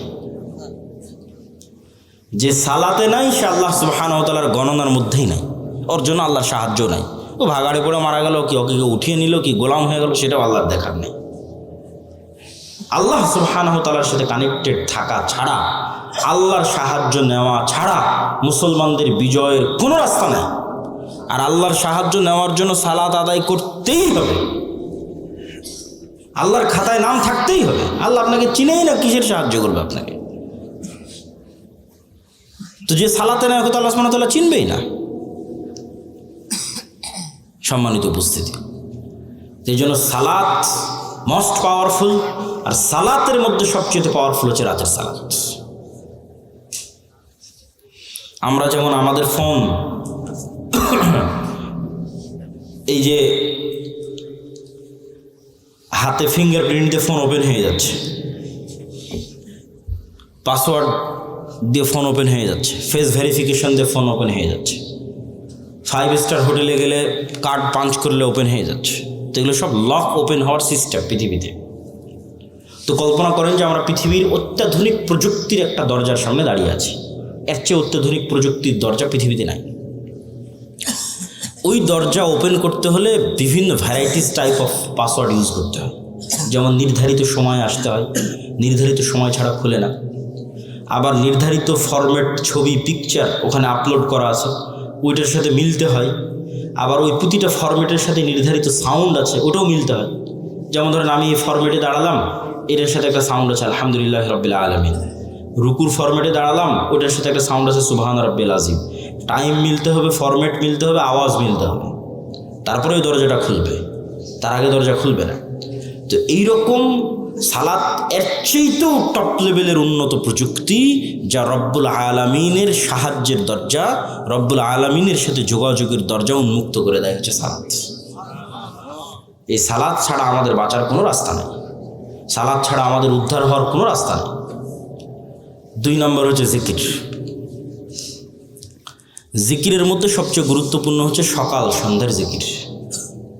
সকাল সন্ধ্যার জিকির দিয়ে আল্লাহ কোরআন পরিপূর্ণ করে রেখেছে, যদিও আমরা এটাকে খুবই অবহেলা করি। সকাল সন্ধ্যার জিকির। জিকির কেন পাওয়ারফুল? জিকির কেন পাওয়ারফুল এটা বুঝতে হলে আপনাকে বুঝতে হবে আওয়াজ কেন পাওয়ারফুল, সাউন্ড কেন পাওয়ারফুল। সাউন্ড কি আবার পাওয়ারফুল হতে পারে? আওয়াজ কি পাওয়ারফুল হতে পারে? শব্দ এবং বাক্য কি পাওয়ারফুল, শক্তিশালী হতে পারে? এটাই আগে বুঝতে হবে। আজকের আধুনিক সভ্যতা টিকে আছে, এই যে ক্যামেরা, এই যে মোবাইল, কম্পিউটারের টিকে আছে এই আলোর তরঙ্গের মধ্যে ডাটা ট্রান্সফার করার ক্ষমতা, এটার উপর। আমি এখানে বলতেছি, আমার এই কথাটা আলোর মধ্যে দিয়ে এই মোবাইল হয়ে, নেটওয়ার্কের টাওয়ার হয়ে আমেরিকায় গিয়ে এখন বাজতেছে, ইউরোপ, সৌদি, কুয়েত, কাতার, ঢাকা, রাজশাহীতে গিয়ে এখনই বাজতেছে। তো এই যে এই আলো যে আমার এই কথা বহন করতে পারে, ডাটা ট্রান্সফার করতে পারে, এটা আমরা জানতাম না, মানুষ জানতো না, এটা আগে থেকেই ছিল। ওটা আমরা জেনে কাজে লাগাতে পেরেছি, এটি আমাদের আধুনিক সভ্যতা, এটার উপরে টিকে আছে। আর একটা প্রযুক্তি যেগুলোর ধারে কাছে বিজ্ঞান নাই, কিন্তু এটা সবচেয়ে উন্নত প্রযুক্তির প্রযুক্তি, সেটা হচ্ছে শব্দভিত্তিক, আওয়াজ ভিত্তিক প্রযুক্তি, যেটার কিছু জ্ঞান আল্লাহ সুলাইমান আলাইহিস সালাতু ওয়াস সালামকে দিয়েছিলেন। কিছু জ্ঞান, যেমন আমি এতক্ষণ যে চিল্লাচ্ছি, আমি কিন্তু শব্দ এবং আওয়াজে উচ্চারণ করতেছি। এখানে যদি একটা চাইনিজ বসে থাকতো, ওখানে আওয়াজই শুনতে পেত। আবার এখানে বসে যদি একটা চাইনিজ বক্তব্য দিত, আপনি খেলে আওয়াজই শুনতে পেতেন, তাই নয় কি? সেটাই। তাহলে ঠিক কোনো এক স্টাইলের আওয়াজ উচ্চারণ করলে ওই পিঁপড়াও বুঝবে, সেই স্টাইলের আওয়াজ আমি জানি না। কোনো এক স্টাইলের আওয়াজ উচ্চারণ করলে পাখিও বুঝবে, আমি জানি না। কোনো এক ফরম্যাটের আওয়াজ উচ্চারণ করলে গরু বুঝবে, আমি জানি না। আবার গরুর ওই ফরম্যাটের আওয়াজের কি অর্থ আমি জানি না, যেমন অন্য একটা ভাষা আমার কাছে গরুর আওয়াজের মতোই আওয়াজ মনে হয় সেই। কিন্তু এই জ্ঞানটা আল্লাহ কাকে দিয়েছিলেন? সুলাইমান আলাইহিস সালামকে দিয়েছিলেন। এটাই সাউন্ড টেকনোলজি। এই জিনিসগুলো ছোটোবেলায় বাচ্চাদের মাথায় না দিলে এই আপনাদের মধ্যে 1 ঘন্টা বক্তব্য দিয়ে লাভ নেই। বুড়া মানুষকে দিয়ে বিপ্লব হবে না। আমাদের নতুন প্রজন্মকে তৈরি করতে হবে। এই জিনিসগুলো তাদের মাথায় এখন থেকেই দিতে হবে। আর এটার জন্য শুধু মাদ্রাসায় 2% ছেলে মেয়েকে পড়িয়ে লাভ হবে না। শতভাগ মুসলমানের সন্তানের মাথায় দেওয়ার জন্য শতভাগ মসজিদে বক্তব্য লাগবে। এবং সেটা যদি আমাদের সিলেবাসে হয় তাহলে আমরা এটাকে সবচেয়ে বেস্ট মনে করি। আর 3 নম্বর, এরকম মাদ্রাসাগুলোকে সহযোগিতা করার জন্যই রবেদাতুল মাদারিস সালাফিয়া এক ব্যতিক্রম প্রশিক্ষণের আয়োজন করলাম আমরা রবেদাতুল মাদারিস সালাফিয়া থেকে। জামিয়া সালাফিয়ার অধিভুক্ত হওয়ার মাধ্যমে যে প্রায় 65-70 শিক্ষা প্রতিষ্ঠান আমাদের অধিভুক্ত হয়েছে, তাদের 150-র কাছাকাছি শিক্ষক 1 সপ্তাহব্যাপী বিভিন্ন জ্ঞান এবং শিক্ষা কেন্দ্রিক তারা ট্রেনিং পেয়েছে আমাদের কাছে জামিয়া সালাফিয়া। আমাদের কাজই হচ্ছে শিক্ষা এবং জ্ঞান কেন্দ্রিক একটা বিপ্লব বাংলাদেশে তৈরি করা, জ্ঞান এবং শিক্ষা ছড়িয়ে দেওয়া। তো এই বিভিন্নভাবে জামিয়া সালাফিয়ার সাথে, দাওয়াইল আল্লাহর সাথে, মাসিক আল ইতিসামের সাথে আপনাদের স্থায়ী সম্পর্ক তৈরি হলে সেটাই হবে প্রকৃত কাজ, প্রকৃত অর্থে কাজ। তো আমরা আলোচনা করছিলাম জিকির কেন শক্তিশালী, তার লাস্ট 2টা পয়েন্ট খুব ভালো লাগবে, অধৈর্য হওয়ার কিছু নাই। জিকির কেন শক্তিশালী, লাস্ট পয়েন্ট। আল্লাহ সুবহানাহু ওয়া তাআলা বলছেন ইউসাব্বিহু লিল্লাহি মা ফিস সামাওয়াতি ওয়া মা ফিল আরদ। আসমান জমিন এবং তার মধ্যে যা কিছু আছে, এই টিস্যু, এই লিফলেট, এই প্যান্ডেল, এই জামা কাপড়, এই মাটি, এই ক্যামেরা, লাইট, সব 24 ঘন্টা আল্লাহর তাসবিহ পাঠ করতেছে। আল্লাহু আকবার। এবং এই তাসবিহ পাঠের আওয়াজ হচ্ছে, এটাই তো আওয়াজ কেন্দ্রিক প্রযুক্তি। আপনি যেমন পিঁপড়ার চলার আওয়াজ শুনতে পাচ্ছেন না, এরকম এদের তাসবিহ পাঠের আওয়াজ শুনতে পাচ্ছেন না। কিন্তু এই পিঁপড়ার চলার আওয়াজ তো 10 কিলোমিটার দূরে থাকা হাতিও শুনতে পাচ্ছে, কিন্তু আপনি তো পাচ্ছেন না। আল্লাহরই কিছু প্রাণী আছে যারা পিঁপড়ার চলার আওয়াজ শুনতে পাচ্ছে। এটা আমাদের শ্রবণ শক্তির ঘাটতি, এই জন্য তো এটা গায়েব। এই জন্য তো গায়েবের জ্ঞান আল্লাহ কোরআনে দিয়েছে, এটা গায়েবের নলেজ। আল্লাহ বলতেছে এগুলো সব তাসবিহ পাঠ করতেছে, তোমরা জানো না, এটি তো গায়েব। এটার উপরে তো আমাদের ইয়াকিন লাগবে। শুধু কি এরা তাসবিহ পাঠ করতেছে? রাসূলুল্লাহ সাল্লাল্লাহু আলাইহি সাল্লাম বলতেছেন, মুয়াজ্জিন যখন আজান দেয়, যতদূর পর্যন্ত আজানের আওয়াজ যায়, সব জীবজন্তু, জড়বস্তু, জড় পদার্থ, কীট পতঙ্গ, পঙ্গপাল সব আজান বুঝে এই আজানের পক্ষে কি আমাদের মাঠে সাক্ষী দিবে। তাহলে এরা তাসবিহ বুঝে, আবার আমি যখন সুবহানাল্লাহ বলতেছি তখন এটাও বুঝতেছে। এই টিস্যু পেপার আমার সুবহানাল্লাহ বুঝে, কেন ও নিজেও সুবহানাল্লাহ পড়তেছে। এটাই গায়েব। এই জন্য এটা সবচেয়ে পাওয়ারফুল। সব কিছু আপনার অধীনস্থ এক জিকির দিয়ে। সুবহানাল্লাযী সাখখারা লানা হাযা ওয়া মা কুন্না লাহু মুকরিনিন ওয়া ইন্না ইলা রাব্বিনা লামুনকালিবুন। এটা জিকির। এটাতে গাড়ি বিমান সব অধীনস্থ। মহাপবিত্র সেই সত্তা যিনি এই গাড়ি বিমান আমাদের অধীনস্থ করে দিয়েছে। সেই জন্য জিকির আপনাকে ব্যবহার করতেই হবে, বিশেষ করে সকালে এবং সন্ধ্যায়। এবং অনেক সময় দোয়ার চেয়ে জিকির পাওয়ারফুল হয়, এই জন্য দোয়াতে মানুষের নিজের কথা বেশি থাকে। আল্লাহ আমার এটা দাও, আল্লাহ আমার ছেলেকে এটা দাও, আল্লাহ আমার বউকে এটা দাও, আল্লাহ আমার টাকা দাও, আল্লাহ আমার পয়সা দাও, বাড়ি দাও, গাড়ি দাও, নিজের কথা বলতে বলতে শেষ। কিন্তু শুধু জিকির যখন হয়, ওখানে শুধু আল্লাহর কথা থাকে। লা ইলাহা ইল্লাল্লাহ, লা ইলাহা ইল্লাল্লাহু ওয়াহদাহু লা শারীকা লাহু, লাহুল মুলকু ওয়া লাহুল হামদু ওয়া হুয়া আলা কুল্লি শাইইন কাদির, সুবহানাল্লাহি ওয়া বিহামদিহি সুবহানাল্লাহিল আযীম, আল্লাহু আকবার, আলহামদুলিল্লাহ, লা হাওলা ওয়া লা কুওয়াতা ইল্লা বিল্লাহ। এগুলো সব জিকির, এগুলো শুধু আল্লাহর বর্ণনা, শুধু আল্লাহর কথা, আল্লাহর প্রশংসা, আল্লাহর বড়ত্ব, আল্লাহর মহত্ব, আল্লাহর তাসবিহ, আল্লাহর পবিত্রতা। আর এই ইবাদত ফেরেশতাদের ইবাদত। এই ইবাদত আপনার আশেপাশে যা জীবজন্তু, জড়বস্তু, জড়পদার্থ দেখছেন, এদের ইবাদত। কেন? ওদের নিজের কোনো চাওয়া নাই, ফেরেশতাদের নিজের কোনো চাওয়া নাই। তাহলে ওদের ইবাদত কি? তাসবিহ। ফেরেশতার ইবাদত তাসবিহ, আপনার আশেপাশে যা দেখতে পাচ্ছেন এদের ইবাদত তাসবিহ। আপনিও সকাল সন্ধ্যা তাসবিহ করেন, জিকির পাঠ করেন, পৃথিবীর সব অসম্ভব সম্ভব হয়ে যাবে।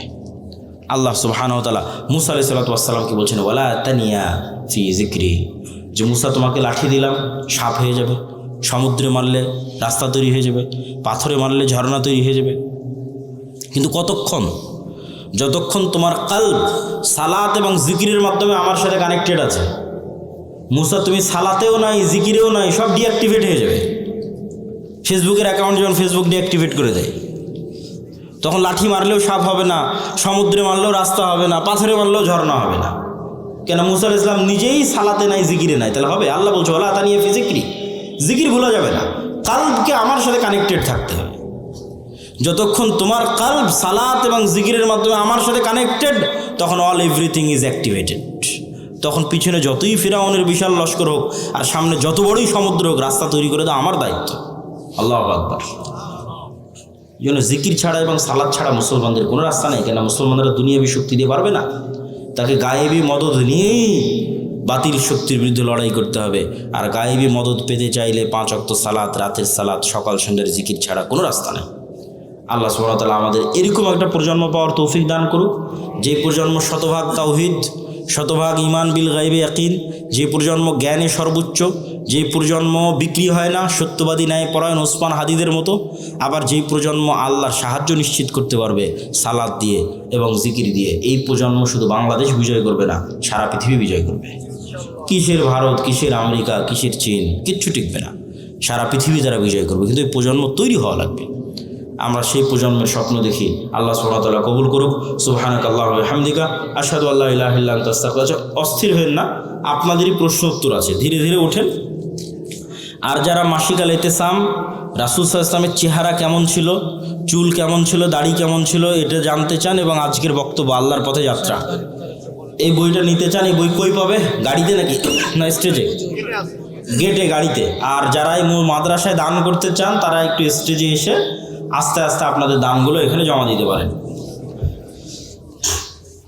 প্রশ্ন উত্তর ধীর স্থিরভাবে যাবেন। বর্তমান অর্থনৈতিক ব্যবস্থায় ব্যাংক, সুদ এগুলো হালালভাবে করার উপায় কি? বর্তমান যুগে জিহাদের সঠিক অর্থ কি?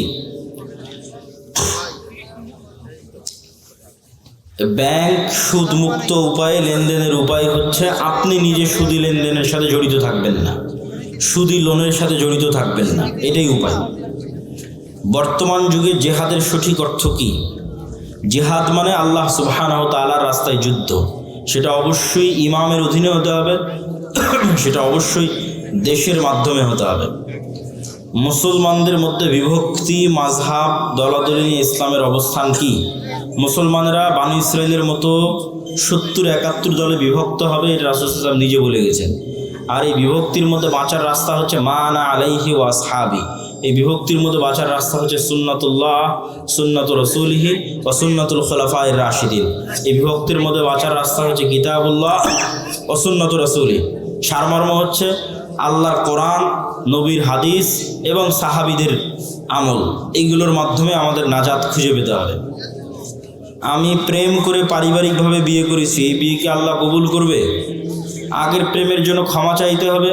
বিয়ে যদি ইসলামের নিয়ম অনুযায়ী হয়ে থাকে, আমরা আল্লাহর কাছে দোয়া করি, আল্লাহ তোমার তওবা কবুল করে তোমার বিয়ে থেকে আল্লাহ কবুল করুক এবং বরকত দিক। আল্লাহুম্মা আমিন। আমার নাম মুহাইমিনুল। মুহাইমিনুল না রেখে রাখো আব্দুল মুহাইমিন। আধুনিক প্রযুক্তি, সোশ্যাল মিডিয়া, এআই, ইন্টারনেট ব্যবহারে ইসলামের দৃষ্টিভঙ্গি কি? বর্তমান সময়ে মুসলমান তরুণদের সবচেয়ে বড় নৈতিক চ্যালেঞ্জ কি?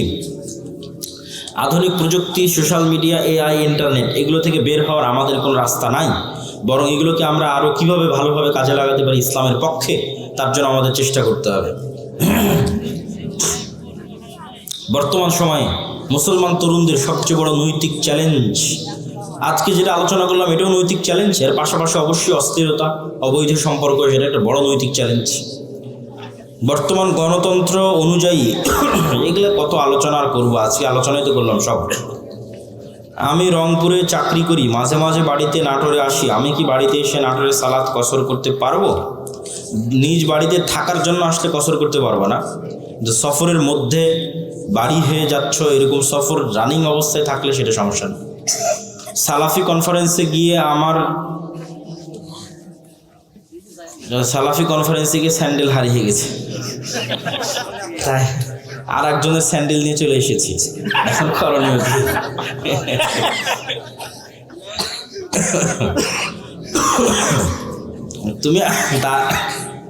তুমি তার নামে কিছু অর্থ দান করে দিও আল্লাহর রাস্তায়। এখানে আর করণীয় বলার মতো কিছু নাই। আসলে অর্থনৈতিক ইবাদত দিয়ে এই ধরনের ছোটোখাটো ভুল ত্রুটি থেকে বাঁচতে হবে, যেটা বক্তব্যের শুরুতে বলেছি। বাড়িতে বা ঘরের মধ্যে চিকা খুব অত্যাচার করে, এই চিকা কি পানিতে ডুবিয়ে রেখে মারা যাবে? কোনো প্রাণীকে মারতে চাইলে কষ্ট দিয়ে মারা যাবে না, যেটাতে কষ্ট কম হয় সেই উপায়ে মারতে হবে। বিরক্তিকর কষ্টদায়ক প্রাণীকে আল্লাহ নবী মারার অনুমতি দিয়েছেন। সাপ, বিচ্ছু এগুলোকে রাসূল সাল্লাল্লাহু আলাইহি ওয়াসাল্লাম মারার অনুমতি দিয়েছেন, কিন্তু কষ্ট দিয়ে নয়, আগুনে জ্বালিয়ে নয়। ইসলাম কি নারী শিক্ষাকে সমর্থন করে? বর্তমান সমাজের প্রয়োগ কেমন হওয়া উচিত? রাসূল সাল্লাল্লাহু আলাইহি ওয়াসাল্লামের যুগে আয়েশা রাদিয়াল্লাহু তাআলা আনহার কাছে ওমর রাদিয়াল্লাহু তাআলা এবং সাহাবীরা যেতেন মাসলা মাসাইল ফতোয়া নেওয়ার জন্য। তাহলে একটা নারী কি পরিমাণ জ্ঞানের অধিকারী হলে দ্বিতীয় খলিফা ওমরের মতো জ্ঞানী মানুষ আর আব্দুল্লাহ বিন আব্বাস, আব্দুল্লাহ বিন ওমরের মতো জ্ঞানী মানুষেরা তার কাছে যায়, যেটা বুঝতে পারতেছে না এটার মাসলা কেউ বলে দেবে। তাহলে নারীদের জ্ঞান অর্জনের পথে বাধা হলে তো সেটা ইসলামের প্রথম যুগেই বোঝা যেত। বরং নারীরা জ্ঞানী হলেই তারা তাদের সন্তান সন্ততিকে ভালোভাবে মানুষ করতে পারবে। কিন্তু কোন জ্ঞান অর্জন করতেছে, কিভাবে অর্জন করছে, এটা হলো দেখার বিষয়। জ্ঞান অর্জন করতেই হবে, কোন জ্ঞান? যদি জ্ঞান হয় অশ্লীলতার, সেটা তো আমাদের সমাজকে ধ্বংস করে দেবে। যদি জ্ঞান হয় ফ্রি মিক্সিংয়ের মাধ্যমে, তাহলে ওই জ্ঞানের তো কোনো দাম নাই। ইজ্জত নষ্ট করে, লজ্জা নষ্ট করে, শালীনতা নষ্ট করে জ্ঞানের কোনো দাম নাই। লজ্জা এবং শালীনতা বজায় রেখে দিনের জ্ঞান এবং পাশাপাশি প্রয়োজনীয় দুনিয়ার জ্ঞান। একাই জবাই করতে পারবে, মেয়েরাও জবাই করতে পারবে, কোনো সমস্যা নেই। বিসমিল্লাহ আল্লাহু আকবার বললে পৃথিবীর সব প্রাণী হালাল। যা পৃথিবীর যে সমস্ত প্রাণী হালাল তার সবই হালাল বিসমিল্লাহ আল্লাহু আকবার বললে। আধুনিক ফ্যাশন ও পোশাকের ক্ষেত্রে পর্দার সীমা কোথায়? পর্দার সীমার নির্ধারণ হবে লজ্জার উপর ভিত্তি করে। মানুষের লজ্জা কতটুকু, মানুষের লজ্জা কতটুকু, এটাই নির্ভর করতেছে এই বিষয়টা নির্ধারণ করার জন্য। আপনি যদি সৌদি আরবে যান, আপনি যদি আফগানিস্তানে যান, তাহলে প্যান্ট শার্ট পরে ঘুরতেও আপনাকে লজ্জাবোধ হতে পারে। কিন্তু বাংলাদেশে আপনাকে প্যান্ট শার্ট পরে ঘুরতে লজ্জাবোধ হবে না, ইউরোপ আমেরিকা লজ্জাবোধ হবে না। তাহলে লজ্জার মাত্রাটা কোন লেভেলে আছে? আবার বাংলাদেশে দেখা যাচ্ছে কেউ যদি হাফ প্যান্ট অথবা 3/4, বিশেষ করে হাফ প্যান্ট পরে ঘুরে, তাহলে লজ্জাবোধ হতে পারে। কিন্তু ভারতেই যদি যান হাফ প্যান্ট পরে ঘুরেন, কোনো লজ্জা নেই। ইউরোপ আমেরিকায় যান, সবাই হাফ প্যান্ট পরে ঘুরতেছে, কোনো লজ্জা নেই। তাহলে এটা লজ্জার মাত্রার উপর নির্ভর করতেছে, 1 নাম্বার। 2 নাম্বার, আল্লাহ সুবহানাহু ওয়া তাআলা যে সীমা দিয়েছে সেটা তো আছে। আল্লাহ পুরুষদের জন্য যে সীমা দিয়েছে সেটা তো আছে, নারীদের জন্য যে সীমা দিয়েছে সেটা তো আছে। কিন্তু সেটার উপরেও যে আপনি বোরখা কেমন পড়তেছেন, আটো-শটো পড়তেছেন কিনা, মুখ ঢাকতেছেন কিনা, এগুলো সব নির্ভর করতেছে অন্তরের লজ্জার উপর। তো লজ্জাশীলা হওয়াটা অন্তরের বিষয়। আপনি বোরখা পরে পুরুষ মানুষের সাথে কথা বললেন, এটা তো পর্দা হলো না। তাহলে তো আপনি পর্দা বুঝলেন না, আপনি মনে করলেন পর্দা মানে পোশাক। পর্দা মানে তো পোশাক নয়, পোশাক পর্দার একটা অনুষঙ্গ। এবং বেপর্দা অনেক বড় শাস্তি। আদম আলাইহিস সালাতু ওয়াস সালাম এবং হাওয়া আলাইহিস সালাতু ওয়াস সালামকে জান্নাতে সর্বপ্রথম শাস্তি দেওয়া হয়েছে উলঙ্গ হওয়ার মাধ্যমে, জামা খুলে নেওয়ার মাধ্যমে। এটা অপমান। কিন্তু আমরা ওই শাস্তি ও অপমানটাকে নিজেদের জন্য সাজসজ্জা এবং ফ্যাশন বানিয়ে নিয়েছি। তাহলে আমাদেরকে আল্লাহ এবং আল্লাহ রসুলের সীমা বুঝতে হবে এবং ওই সীমার প্রয়োগ হবে অন্তরের তাকওয়া এবং অন্তরের লজ্জা অনুযায়ী। যে মেয়ে যত লজ্জাশীলা সে তেমন ঢিলে ঢালা পোশাক পরবে, সে তত পুরুষ সমাজ থেকে নিজেকে দূরে রাখার চেষ্টা করবে, পুরুষদের সংমিশ্রণ থেকে।